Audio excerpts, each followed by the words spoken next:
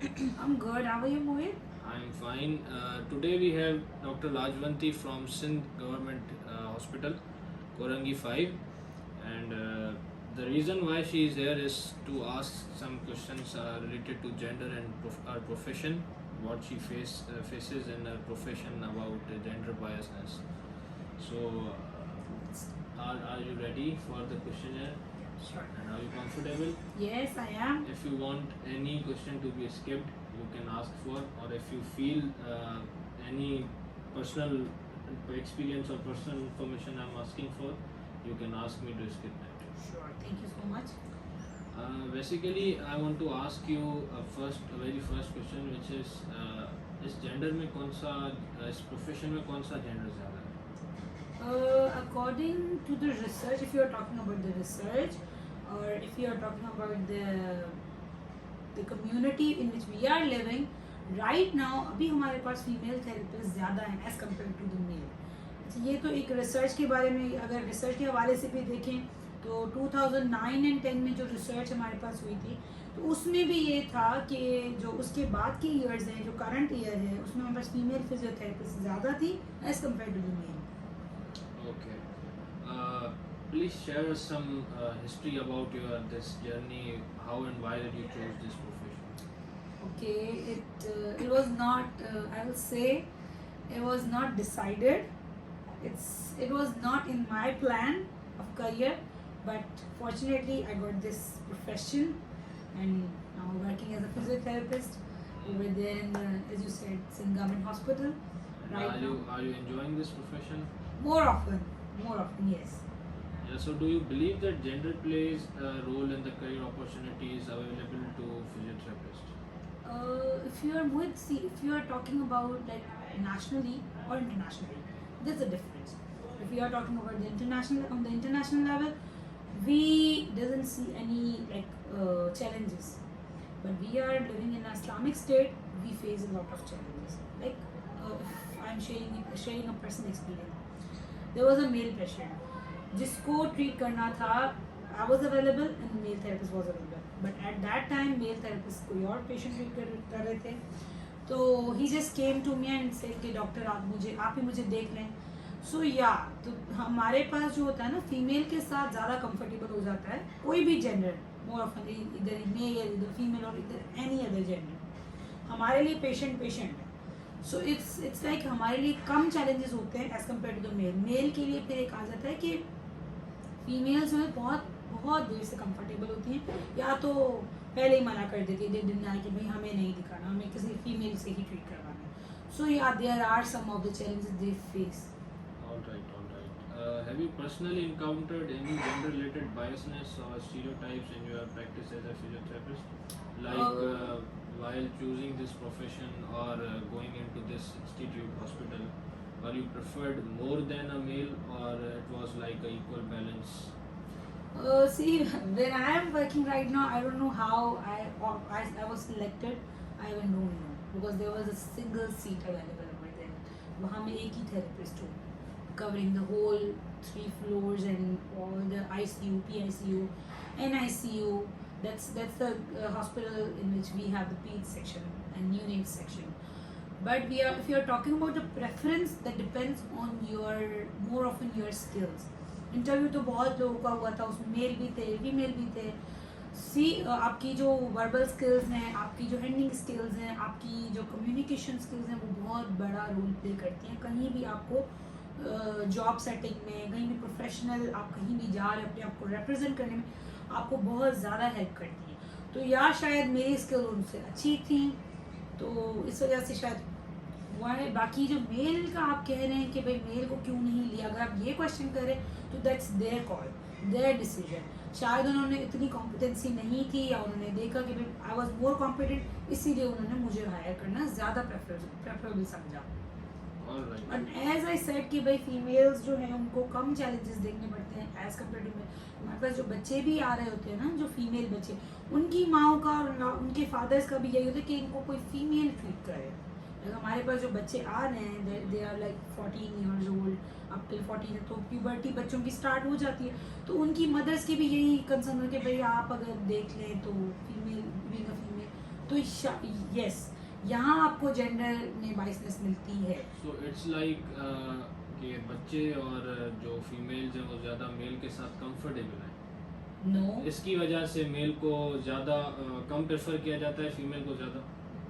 You are glitching the question. Like मतलब कि जैसे फीमेल है और एक बच्चे हैं, उनको कंफर्ट एक फीमेल दे सकती है, यस मेल नहीं दे सकता, उसकी वजह से ही मेल को कम प्रेफर किया जा सकता यस, अगर इस पर्सपेक्टिव से देखा जाए ना कि भाई मदर्स हैं या फीमेल हैं, यंगस्टर्स हैं या अडल्ट्स हैं हमारे पास, या प्रेफरेबली बच्चे हैं, तो वो ज़्यादातर क्यों फीमेल से, क्योंकि एक तो देखिए ना उनके साथ जो अटेंडेंट्स आते हैं हमारे पास, जो फीमेल बच्ची के साथ या फीमेल मदर के साथ या ब्रेस्ट फीडिंग मदर के साथ जो भी अटेंडेंट्स आते हैं, उनकी प्रेफरेंस भी यही होती है कि आप भाई देखें, फीमेल बीइंग अ फीमेल आप देखें। अच्छा, वो हमारे साथ वो इस वजह से भी होता है कि कुछ चीज़ें ऐसी होती है जो मदर जो है या फीमेल जो बस आती हैं, वो हमारे साथ ज़्यादा कंफर्टेबली डिस्कस कर सकती है। If you are talking about adulthood, the menstrual cycle, any of the thing, वो हमारे साथ ज़्यादा कंफर्टेबली डिस्कस कर सकती हैं एज़ कम्पेयर टू दम। तो इसलिए भी उनका मेन फोकस है कि हमें कोई फीमेल ही देगी, हमें जो सुनने वाला वोकल, हम जिनके साथ वोकल हो सकते हैं ना, वो फीमेल होनी चाहिए। तो या this is the point, I think कि इस वजह से ज़्यादा हमें प्रेफर किया जाता है। How do you basically ensure a safe and comfortable environment for patients of all genders in your clinic? The only key to make your patient comfortable is the counseling, the way you counsel the patient. Counselling एक बहुत बड़ा role play करती है आपके profession में। क्यों? क्योंकि आधा पेशेंट जो है ना आपका ठीक काउंसलिंग से हो जाता है। आप उसको बोलेंगे इस तरह से कि आप उसको इस तरह से पोर्ट्रे करके बताएंगे, भाई हो जाएगा, you can do it, you are doing well, you can do it, आप फिर से चल सकते हैं। अगर हमारे पास कोई डिसेबल पेशेंट है, जैसे I am sharing a personal experience, मेरे पास एक बच्चा आया, वो बैठ भी नहीं सकता, I have video with you, I share it with you as well. तो मेरे पास एक बच्चा है, वो मदर लाई अपने बच्चे को, वो बैठ भी नहीं सकता था। विद काउंसलिंग उनको मैंने हिम्मत दिलाई। अच्छा, that's the family coming to me from Multan, वो सिर्फ ट्रीटमेंट के लिए आए यहाँ पे। तो वो बच्चे बैठ भी नहीं सकता था। विद काउंसलिंग मैंने उनको काफ़ी इनको समझाया कि भाई आपका बच्चा भी बाकी बच्चों की तरह चल सकता है, हो जाएगा, टाइम लेगा लेकिन हो जाएगा। तो इस लिहाज से आज वो बच्चा जो बैठ नहीं पाता, आज वो शॉर्ट स्टेप्स भी ले रहा है, and that's the great achievement for us. तो counselling is the main role, जो कि एक कंफर्टेबल इन्वायरमेंट क्रिएट करती है एक पेशेंट के लिए, और आपको भी समहाउ फ्री एंड मिल जाता है कि भाई आप आराम से ट्रीट कर सकते हो। डू मेल मेरा सवाल ये है कि मेल कंफर्टेबली काउंसलिंग कर सकते हैं पेशेंट्स के साथ, जैसे फीमेल कर सकते हैं? इसमें डिपेंड करता है, इसमें आपका जो है ना जेंडर के अदर देन जेंडर चीज़ें डिपेंड करती है। आपका एक्सपीरियंस इसमें बहुत काम करता है। क्यों? क्योंकि जितना आप काउंसिल करोगे, जितना आप पेशेंट का एक्सपोजर होगा ना आपके पास, जितना आप ट्रीट करोगे पेशेंट को, जितना आप काउंसिल करोगे, तो आपकी स्किल्स उतनी डेवलप होती है। इसमें अदर देन इसमें कोई जेंडर रोल प्ले नहीं करता कि भाई मेल अच्छा है काउंसिल करने वाला या फीमेल अच्छी है। इसमें only you are responsible for this role. All right. Are there any specific considerations or differences in the treatment approaches for male and female patients?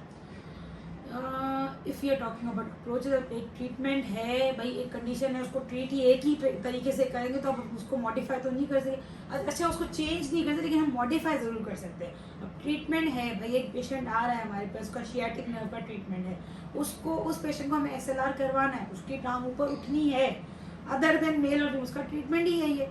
तो हम क्या करते हैं, उस ट्रीटमेंट चेंज नहीं करते, लेकिन हम उसको मॉडिफाई ज़रूर करते हैं। पर ये कहते हैं आराम से करें, एक उनको हम लोग एक प्राइवेसी दे देते हैं, हम उनका क्यूबिकल ऐसे डिज़ाइन कर लेते हैं ताकि भाई वो कंफर्टेबली जो भी हम मूवमेंट्स करवा रहे हैं या जो भी हम उनको बोल रहे हैं, गाइडेंस दे रहे हैं, तो वो आराम से कर सके। तो हम ट्रीटमेंट नहीं चेंज करते हम, लेकिन उनमें मॉडिफिकेशन ज़रूर कर सकते हैं अपने कंफर्ट जोन के हिसाब से कि भाई पेशेंट भी हमसे करवा ले, वो भी ठीक हो जाए, हमारे भी अपने पेशेंट मतलब होते जाए, जैसे लाइट अप होते हैं हमारे पेशेंट। तो ये अप्रोच आप पे डिपेंड करती है। इसमें भी कोई मेल फीमेल का नहीं होता, इसमें आपका ही सारा माइंड जो है ना, माइंड गेम आपकी है। आप किस तरह से पेशेंट को अपने उसमें कॉन्फिडेंस में ले रहे हो कि जो मैं करवा रहा हूँ सही करवा रहा हूँ, जो मैं करूँगा सही करूँगा। तो इसमें आपका ही रोल प्ले करती है। फीमेल मेल का इसमें कोई ऐसा बायसनेस नहीं है। What are your personal thoughts on underrepresentation of male gender in your profession and the need of increased diversity? If you want really to increase the diversity, या आप चाहते हो कि मेल कोटा जो अब इतनी ज़्यादा मतलब 70-30 का रेशियो बन गया, 70% फीमेल्स आ रही हैं या 30% मेल्स आ रहे हैं, अगर आप इसको काउंटर बैलेंस करना चाह रहे हो ना, तो इसका मेरे लिहाज से जो होता है कि भाई ज़्यादातर 70% फीमेल्स और वो 30 है, ज़्यादा फीमेल्स ज़्यादा पढ़ी हैं, MSc उन्होंने किया है, मास्टर्स भी एक तरह से वो कर रही हैं, फिर PhD में भी वही, इन्होंने MPhil भी वही कर रही हैं, तो इस लिहाज से क्योंकि पॉपुलेशन ज़्यादा है, वहाँ 30 है वहाँ 70 है, तो इसको अगर आप ओवरकम वाकई करना चाहते हो तो आप एक स्ट्रैटेजी बना सकते हो। वो स्ट्रैटेजी आप HR टीम से डिस्कस कर सकते हो कि हम भाई कोटा सिस्टम पे लेंगे। कोटा सिस्टम आपको हेल्प आउट कैसे करेगा? If there are 2 seats available, तो आपको ये ओपन सिस्टम नहीं रखना कि भाई 2 सीट्स हैं, जो आए ले लें। तो ये अगर आप नहीं करोगे और अगर आप इस लिहाज से ये स्ट्रैटेजी रखोगे भाई 2 सीट्स हैं, एक फीमेल की एक मेल की, नो मैटर वॉट, एक ही फीमेल जाएगी एक ही मेल जाएगा, तो इस तरह से आप इक्वालिटी की तरफ आप कदम बढ़ा सकते हो। In my point of view, I don't know rest of the world what they think of their selves, या वो क्या स्ट्रेटेजी है। मेरे लिहाज से अगर कोटा सिस्टम इम्प्लीमेंट किया जाए तो उस लिहाज से काफ़ी मेल्स को भी अपॉर्चुनिटीज़ मिल सकती हैं अपने करियर को और प्रोग्रेस करने में। That's a great solution, though. What difference you see in this profession comparing with a decade ago? Yes, I have discussed it earlier. अगर हम रिसर्च को देखें तो पहले 2008-9 पहले जो उनसे ईयर्स हैं उसमें हमारे मेल ज़्यादा थे।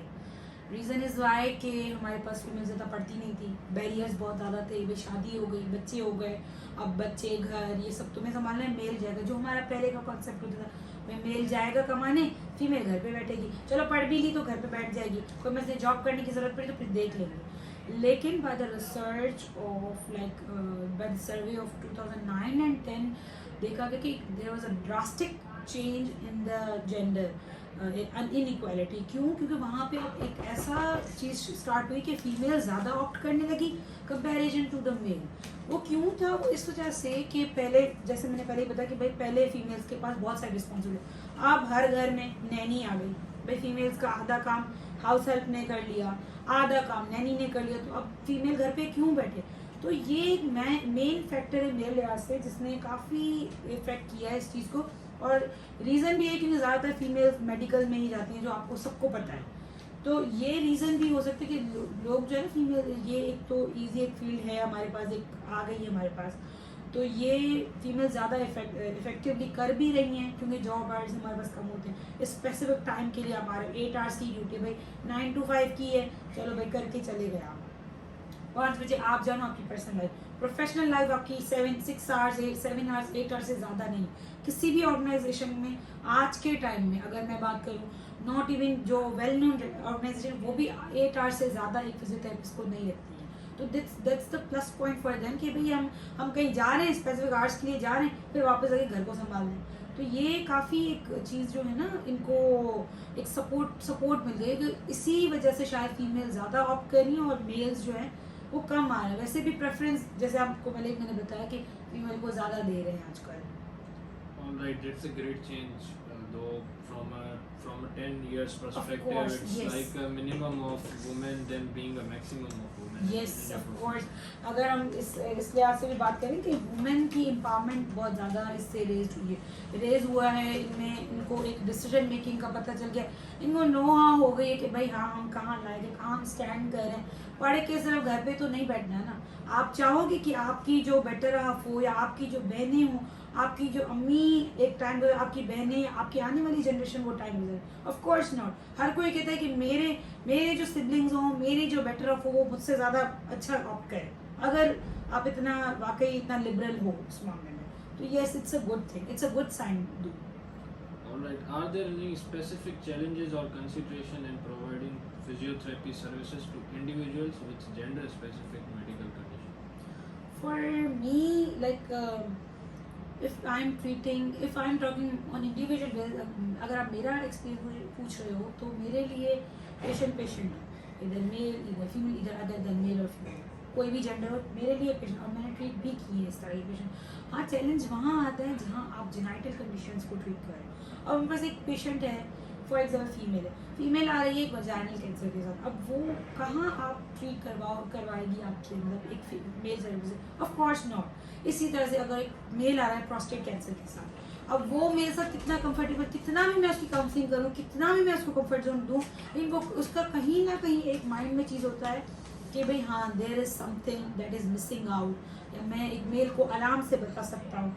तो वे आपका जो जेंडर में यहाँ काफ़ी अच्छा एक बहुत बड़ा रोल प्ले करता है कि एक फीमेल को अपनी ज़्यादा बताती है चीज़ें, और मेल से ज़्यादा कंफर्टेबली कम्युनिकेट कर सकता है अपनी डिजीज़ या कोई भी अंडरलाइन पैथोलॉजी है उसके बारे में। सो या यस, देयर इज समथिंग, जो कुछ कंडीशन होती है जो हमें ट्रीट करने में चैलेंजिंग, हमारे लिए चैलेंजिंग होती हैं, और same goes for the male. Do you take any safety measures when treating other gender than male and female? If you talk about the code of medical ethics, उसमें तो यही है कि भाई whenever you are treating the patient opposite to your gender, तो आपको एक अपने लिहाज से असिस्टेंस रखनी पड़ती है। जैसे फॉर एग्जांपल अगर मैंने एक मेल ट्रीट की, मैं कोई मेल पेशेंट ट्रीट कर रही हूँ, तो मेरे साथ मेरे ही कोई प्रोफेशन का या मेरे ही, जैसे हमारे पास फिजियोथेरेपिस्ट के साथ फिजियो एड होता है, सो ही इज़ बेसिकली मेल, या फीमेल भी रखते हैं हम लोग, लेकिन अगर मैं फीमेल हूँ, मैं मेल पेशेंट को ट्रीट करी, तो मेरे साथ उस मेरे फिजियो एड का होना ज़रूरी है एक लिहाज से। That's for the safety major. और इसके अलावा कोड ऑफ मेडिकल एथिक्स भी हमें यही सिखाता है। और इसके अलावा ये होता है कि मैं ट्रीटमेंट देते हुए पेशेंट को ज़्यादा कंफर्टेबल फील करूँगी कि भाई मैं कंफर्टेबली उसको ट्रीट करूँगी, मुझे होगा कि भाई there is something like safety for me, who is standing beside me. तो या there are some certain safety measures we have to take. I have to give you a situation where a transgender or any other gender comes to you for a treatment. आप उसको कैसे देखेंगी अगर वहाँ पे mail और female आता तो आप उसको कैसे ट्रीट करेंगे? कुछ डिफरेंस होगा आपके उसको कंफर्ट करने में, या आप बोलेंगी नहीं वो अदर जेंडर है मैं नहीं कर सकती ट्रीट, ऐसा कोई बायसनेस आपकी तरफ से? अगर आप एक अच्छे मेडिकल प्रोफेशन से ताल्लुक़ रखते हो और अगर आप में वाकई एथिकल वैल्यूज़ हैं, तो आप, मेरे लिहाज से आपके लिए जेंडर बहुत बाद में आता है ट्रीट करने में अकॉर्डिंग टू द पेशेंट। अब एक पेशेंट हमारे लिए तो पेशेंट है, नो मैटर व्हाट, मेल है फीमेल है, अदर देन कोई भी जेंडर है हमारे लिए पेशेंट। अगर आप में इतनी सिंपैथी है, अगर आप में इतनी आपकी जो विल पावर है इतनी स्ट्रॉन्ग है, और अगर आप इतनी छोटी पेटी थिंग्स पे सोचोगे भाई ये ट्रांसजेंडर है मुझे नहीं देखना, ये मेल है मुझे नहीं देखना, तो आप बहुत दूर हो अभी अपने प्रोफेशन से। अगर आप वाकई इन प्रोफेशन हो तो आपके लिए पेशेंट है, गरीब अमीर, काला गोरा, मर्द औरत, ट्रांसजेंडर, डजंट मैटर, आपके लिए पेशेंट है। वो पेन में आपको उसका पेन खत्म करना है, आपको उसको सुनना है, आपने उसकी काउंसलिंग करनी है। अगर आप इन छोटी छोटी चीज़ों पे देखोगे तो आप कभी भी एक सक्सेसफुल प्रोफेशनल होकर नहीं एक राइज ऑन करोगे। कहीं भी करियर में आप कहीं भी स्टैंड आउट करें, चलो एक ऑर्गेनाइजेशन में आप स्टैंड आउट कर गए, लेकिन अगर आपकी यही बैक ऑफ माइंड पे यही थॉट्स होंगे भाई नहीं मैं नहीं देखूंगा, या मेरे लिए ये केस जो है ना मैं नहीं देख सकता, यही रहे, तो आप कहीं भी स्टैंड आउट नहीं करोगे। एक अच्छी जगह पे आप कहीं भी अपने आप को एक वाकई बेंचमार्क नहीं क्रिएट कर सकते अगर आपकी ये थॉट्स रहेंगी। सो या मेरे लिहाज से ये बहुत एक ऐसी लीस्ट कंसीडरेशन वाली चीज़ है। What steps can be taken by a physiotherapy organization to promote gender equality and professional bodies to support and encourage a certain gender representation? In your case, in your profession, there is a male who is underrepresented Yes. in your profession. So how can you and your organization, coming to a specific mentioning it your organization, how can they promote gender equality? In my point of view I discuss earlier कि भाई अगर आप एक quota system रखोगे तो एक तो वो सपोर्टिंग स्ट्रैटेजी है कि आप एक कोटा सिस्टम रख रहे हो, ठीक है, तो एक मेल की सीट एक फीमेल की सीट, भाई इसी तरह से फुल करो, या एक 50 मेल की 50 फीमेल की, तो इस तरह से एक इक्वालिटी ला सकते हो प्रोफेशनल वाइज। दूसरा जो मेरे लिहाज से इसमें मेल और फीमेल का आप अगर ना ही करो तो अच्छा है। क्यों? क्योंकि देखो एक मेल है, अगर वो बंदा मास्टर्स की डिग्री लेके बैठा है और एक फीमेल है, उसने डीपीटी किया हुआ है, तो मेरे लिहाज से आपको मास्टर्स की डिग्री को ज़्यादा ऑप्ट करना चाहिए। हाँ, उसमें फिर हमारे पास एक अब अगर हमारे पास आ रही है दो चीज़ें सेम, एक है मास्टर्स की डिग्री फीमेल के पास भी है, फिर मेल, पहले वाले केस में क्या था, मेल मास्टर्स था, फीमेल खाली डीपीटी, वहाँ तो प्रेफरेंस की बात है, वहाँ तो मेल को ही आपको लेना चाहिए। अगर हमारे पास दोनों मेल एंड फीमेल मास्टर्स की डिग्री लेके बैठे हुए हैं, चलो एमफिल और पीएचडी भी किया, वहाँ आप पता है क्या देखो, वहाँ बाकी पैरामीटर्स पे उनको जज करो, उनकी वर्बल स्किल्स देखो, उनकी हैंडलिंग स्किल्स देखो, उनकी काउंसलिंग स्किल्स देखो, जो मैंने पहले ही बताया, उनकी आप जो है ना एक पूरे उस प्रोस्पेक्टिव से फिर देखना शुरू करो। ये चीज़ है ना, ये एक तो प्रोफेशनली भी आपको ग्रो करने में हेल्प करेगा, इसमें इंकरेजमेंट भी हो जाएगी, भाई मेल को भी चांस इक्वली दिया गया दोनों प्रोफेशंस को, अब भाई जो उस पर खड़ा उतरे। और दूसरा ये होगा कि करियर वाइज भी वो लोग एक तरह से सोचेंगे भाई हमें सिर्फ किताबी बातें नहीं सीखनी है, प्रैक्टिकल लेवल पे भी हमें बहुत सारी चीज़ें हैं जिन पे वर्कअप करना है, जिनमें हमारे पास कम्युनिकेशन स्किल्स हैं, हैंडलिंग स्किल्स हैं, आपकी काउंसलिंग स्किल्स है, और भी बहुत सारी चीज़ें हैं, पैरामीटर्स हैं जिन पे आपको वर्कअप करना पड़ेगा। सिर्फ किताबी बातें पढ़ने से, डिग्री लेने से आप एक अच्छे प्रोफेशनल नहीं बन जाते हो। उन चीज़ों को प्रैक्टिकली करने से आपको बहुत सारी चीज़ों की नो हाउ होती है, और जो होना ज़रूरी भी है। फिर जो लोग हैं ना वो इस चीज़ में डाइवर्स होना शुरू करेंगे, भाई नहीं किताब से बाहर निकलो, और चीज़ें भी हैं जिन पे हमें वर्कअप करना है। सो या these are the two strategies on which we can work, कि हमारे पास मेल और फीमेल की कोटा जो है वो इक्वालिटी पे आ जाए। Last question is to you is, अगर आपको आपकी इंस्टीट्यूट कहती है आप नाइट शिफ्ट के लिए आज आपको चूज़ किया गया है, या आपको एक करनी है एक चीज़, तो आप क्या कहेंगे, आप जाएंगी, या एज ए फैमिली चैलेंज या एज ए पर्सनल चैलेंज कि नहीं नाइट शिफ्ट तो मैं नहीं कर सकती, आप उसको, या ऐसा कोई इंसिडेंट या ऐसा कोई इवेंट आप बताना चाहें अपना पर्सनल, जिसमें आपको ऐसी कोई चीज़ फेस करनी है? सी अगर हम एक प्रोफेशन में जा रहे हैं, क्योंकि मेडिकल प्रोफेशन इतना इजी नहीं है, सबको पता है, सबकी नाइट्स रहती है। हाँ, अगर मुझे कोई बोलेगा, अब मेरे प्रस्पेक्टिव में लिखा है कि you have to come, I have to come, I have to go there, मुझे जाना है, मुझे जाना पड़ेगा। क्यों? क्योंकि मेरी रिक्वायरमेंट है, मेरा प्रोफेशन मुझे यही तो सिखाता है भाई, नो मैटर दिन हो, रात हो, सुबह हो, शाम हो, आपको आना है, you have to be on the reporting time. तो वहाँ मेरा पहुँचना जरूरी है। हाँ, फैमिली के चैलेंजेस पहले होते थे, मैंने आपको पहले ही बताया कि पहले के चैलेंजेस बहुत डिफरेंट थे, अब की जो लाइफ है वो काफ़ी मॉडिफाइड है। आपके पास हाउस हेल्प है, आपके पास अपने बच्चों के लिए नैनी है, आपके पास आपके हस्बैंड हैं जो इतने कोऑपरेटिव है, आपके पास आपके सिबलिंग्स हैं, पेरेंट्स हैं जो कि आपको पढ़ा रहे हैं। तो इस विजन को रखते हैं कि भाई मेरी बेटी जा रही है या मेरा बेटा जा रहा है, उसको अपने लाइफ के चैलेंजेस खुद फेस करने हैं। वो फेस करने के लिए उनका बैकग्राउंड सपोर्ट काफ़ी मैटर करता है, जो उनकी फैमिलीज आजकल इतनी ज़्यादा सपोर्टिव हैं कि कर लेती हैं। So it's not a big challenge right now. Thank you, Dr. Lajvanti. We had a very You're thoughtful welcome. discussion with you, and I like my audience to know that these are her thoughts and her personal experiences, what she shared here. Thank you so much. Thank you so once much. again. Thank you so much. You're welcome.